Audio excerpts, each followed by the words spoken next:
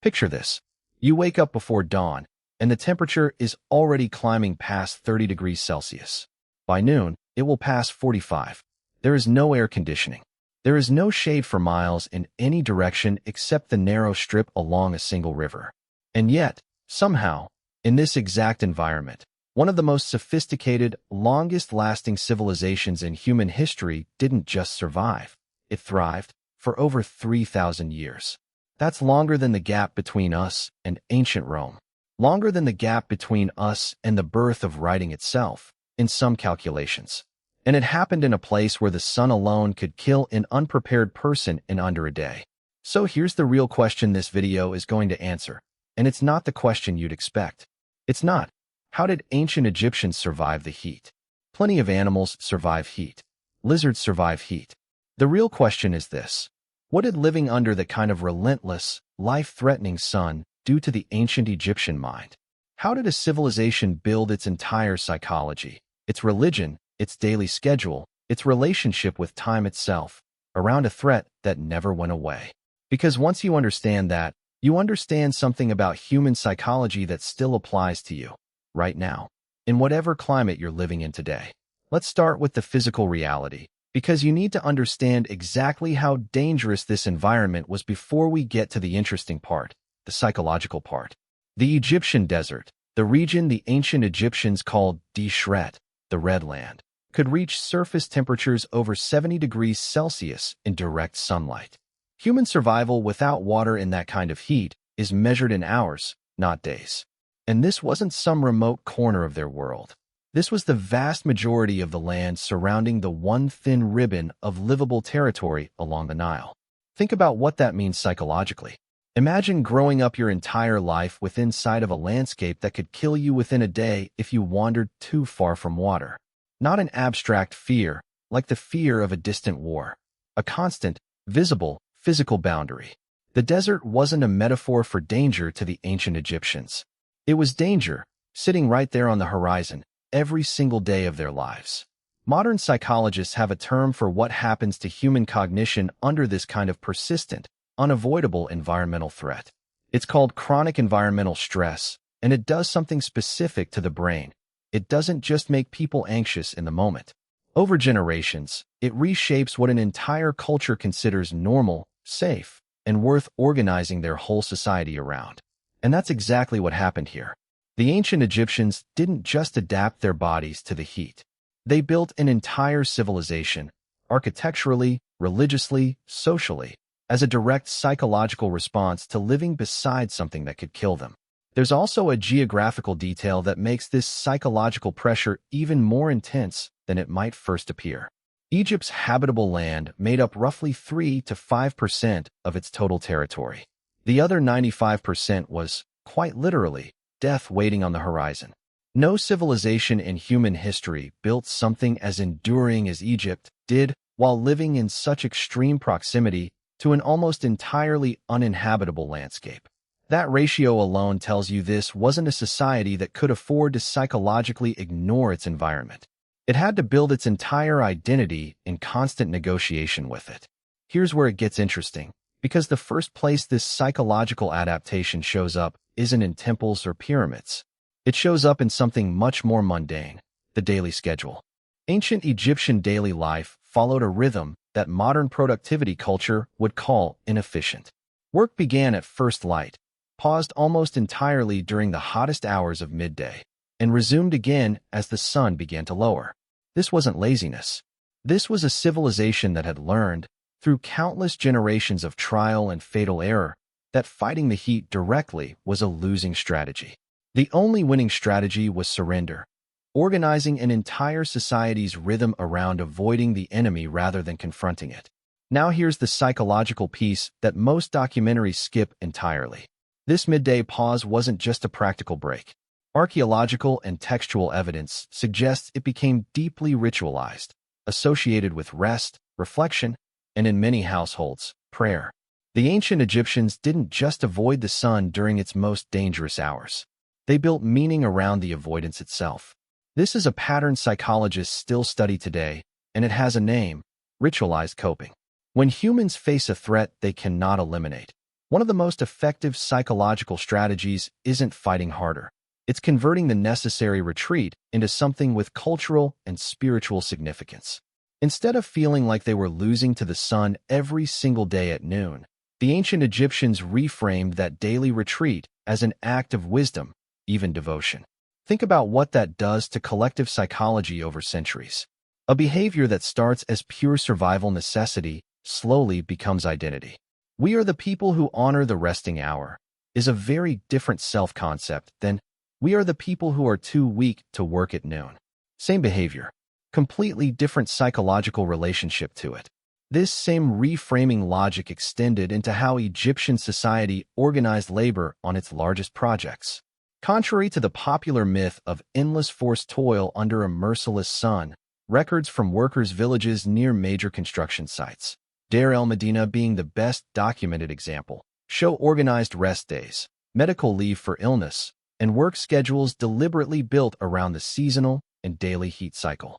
Even a civilization capable of astonishing feats of engineering did not attempt to override the psychological and physical limits imposed by its climate. It built its ambitions around those limits instead of pretending the limits didn't exist.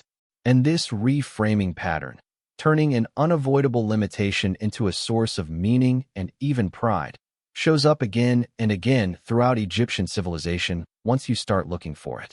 This brings us to the single most revealing psychological move the ancient Egyptians made, and it's hiding in plain sight in every Egyptian temple, every piece of Egyptian mythology, every hieroglyph you've probably seen without thinking twice about it. They didn't fight the sun. They worshipped it. Ra, the sun god, wasn't a minor deity in the Egyptian pantheon. He was, for much of Egyptian history, the most important god in the entire civilization. The pharaoh himself was considered a living embodiment of Ra's authority on earth. The single most dangerous, most life-threatening force in their entire environment was elevated to the position of ultimate divine power. Why would a civilization do that? Why deify the thing that could kill you? This is where the psychology gets genuinely fascinating, because there's a well-documented pattern in human cognition called threat deification, and it shows up across cultures that face environmental dangers they cannot control. When a threat is too large, too powerful, and too constant to fight directly, one of the most psychologically stable responses available to humans is to reframe that threat as something to be honored and appeased rather than something to be feared and resisted. Think about it from an emotional regulation standpoint. If you live every day beside a force that can kill you, and there is genuinely nothing you can do to stop it, you have two psychological paths available. Path 1. Live in a state of constant, unresolved dread, which is exhausting and, over a lifetime, genuinely damaging to both physical and mental health. Path 2. Build a framework where that force has intention, has a relationship with you, and can be engaged with through ritual, prayer, and respect. The ancient Egyptians chose Path 2 on a civilizational scale, and it worked. Sun worship gave an entire population psychological agency over something they had absolutely no physical control over. You couldn't negotiate with actual solar radiation, but you could absolutely negotiate with Ra, through offerings, through temple rituals, through the pharaoh's divine intermediary role. The unbearable was made bearable not by changing the physical reality, but by changing the psychological relationship to it. It's worth noticing that the Egyptians didn't stop at a single sun god either. They built an entire family of deities specifically around the different psychological faces of solar danger. Sekhmet, the lion-headed goddess, embodied the sun's most destructive aspect: plague, scorching heat, and violent retribution. Rather than folding that destructive power into Ra alone, Egyptian religion gave it its own separate identity, one that could be specifically appeased through her own dedicated priesthood and rituals. This is a remarkably sophisticated psychological move. Instead of holding one god responsible for both the sun's life-giving warmth and its lethal extremes, they split the threat into manageable, addressable pieces. Fear that might otherwise feel chaotic and undirected got a name, a face, and a ritual pathway for resolution. This is, by the way, a pattern that shows up far beyond ancient Egypt. Anywhere humans face an environmental threat too large to control, storms, floods, drought, you tend to find deification and ritual appeasement as the psychological adaptation of choice. Mesoamerican civilizations built entire calendars and sacrificial systems around appeasing rain and sun deities in drought-prone environments. Norse mythology gave storm and cold their own named, negotiable gods rather than leaving them as faceless, unaddressable forces. The Egyptians simply built one of history's most elaborate, longest-lasting versions of this coping mechanism, and arguably the most psychologically complete one, given how thoroughly solar worship was woven into political authority, daily ritual, and personal devotion all at once. Now let's talk about something you've definitely seen 1,000 images of, but probably never thought about from this specific angle: the pyramids and Egyptian monumental architecture in general. We tend to talk about the pyramids purely in terms of engineering achievement. How did they move the stones? How did they achieve such precision? And that's a fascinating question. But there's a psychological question underneath it that's arguably more interesting. Why did a civilization that lived under constant, unpredictable environmental threat pour such enormous resources into building the most permanent, unchanging structures in human history? Here's the psychological logic. When your environment feels chaotic, unpredictable, and dangerous, as the desert unquestionably was, one of the most powerful psychological counterweights available is the deliberate creation of extreme permanence and order elsewhere in your life. Psychologists call this compensatory control. When people feel a lack of control in one domain of life, they seek out and create rigid, predictable structure in another domain to restore a sense of psychological safety. The pyramids are, in a very real sense, a monument to psychological compensation on a civilizational scale. A society surrounded by an environment that could kill without warning built structures explicitly designed to outlast that environment entirely. Structures so precisely engineered, so mathematically exact, that they represented the absolute opposite of the chaos just beyond the Nile's edge. This wasn't only about the pharaoh's ego, though that was certainly part of it. It was a civilization-wide psychological project. If we cannot control the desert, we will build something so permanent, so precisely ordered, that it proves human intention can outlast even the most hostile environment on Earth. You can see this same compensatory logic at work in details most people never connect to psychology at all. The Great Pyramid's sides aligned to true north with an accuracy of a fraction of a degree, a level of precision that had no practical engineering necessity, but enormous symbolic value.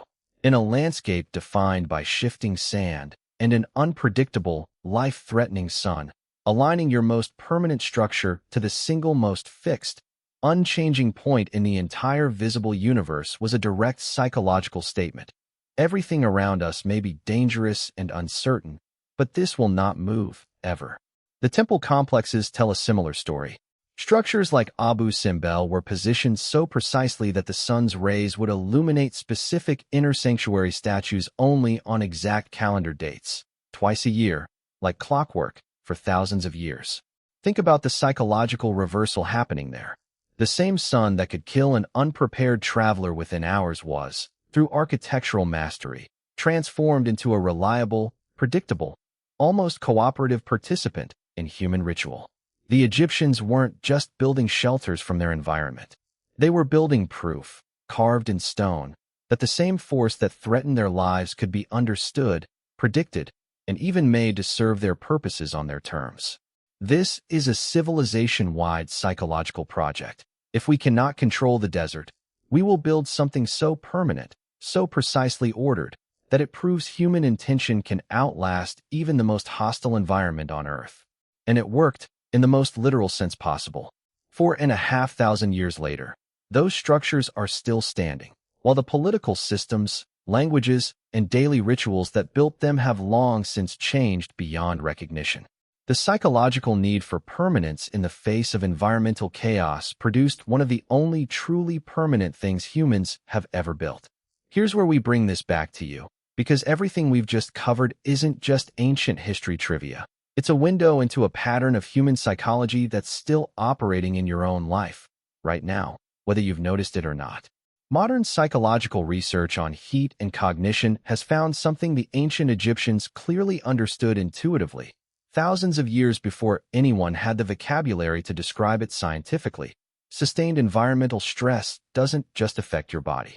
It reshapes your decision-making, your risk tolerance, your relationship with time, and even your capacity for long-term planning. Studies on populations living in extreme climates today show measurably different patterns in daily scheduling, social ritual, and even religious practice compared to populations in milder environments.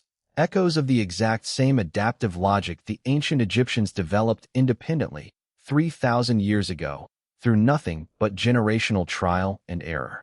The specific mechanisms they discovered, reframing unavoidable retreat as meaningful ritual, splitting an overwhelming threat into named, addressable pieces you can negotiate with individually, converting an uncontrollable threat into something you can psychologically negotiate with, building deliberate permanence in order to counterbalance environmental chaos. These aren't outdated ancient superstitions. They're some of the most effective psychological coping strategies available to human beings facing something they cannot control. Modern psychology essentially just gave new names to techniques the Egyptians had already mastered, then spent decades of research confirming what a civilization on the banks of the Nile had already built into the architecture of daily life.